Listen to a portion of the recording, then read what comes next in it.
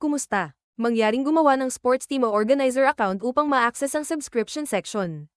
Kung hindi mo pa ito nagagawa, maaari mo itong i-set up sa ibang pagkakataon. Sa bahaging ito, maaari kang mag-alok ng 3 pricing packages para sa iyong mga taga-suporta. Pagse-set up ng iyong mga pricing package, maaari kang mag-customize ng 3 subscription tiers na may kanya-kanyang benepisyo. Isaalang-alang ang pagbibigay ng exclusive content, behind-the-scenes access, o espesyal na shoutouts. Tandaan, kapag naset mo na ang presyo, hindi na ito maaaring baguhin. Planuhing mabuti. Gamitin ang hashtag tool upang idagdag ang mahalagang benepisyo para sa bawat tier.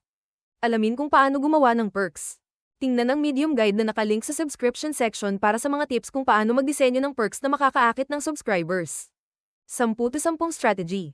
Para sa tuloy-tuloy na kita, subukan ng 10-10 strategy. Hilingin sa bawat player na mag-anyaya ng 10 taga-suporta, kaibigan, pamilya, lokal na fans, na magambag ng $10 kada buwan. Sa ganitong paraan, makakalikom ng $100 bawat buwan ang bawat miyembro. Nakakatulong ito sa pagbuo ng koneksyon sa komunidad at tuloy-tuloy na pondo. Pag-publish ng iyong mga package.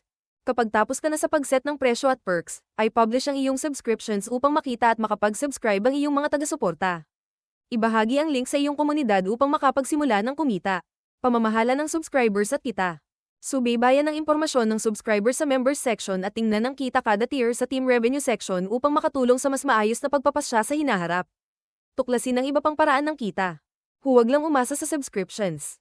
Subukan din ang pagbibenta ng merchandise, event ticket sales, at sponsorships upang mapalawak ang pinagkukunan ng kita. Sa pagsunod sa mga hakbang na ito, makakabuo ka ng tuloy-tuloy at sustainable na kita na susuporta sa iyong team at magpapatibay ng ugnayan sa komunidad. Huwag mag-atubiling magtanong kung kailangan mo ng tulong sa pag-set up ng subscription o may iba pang katanungan.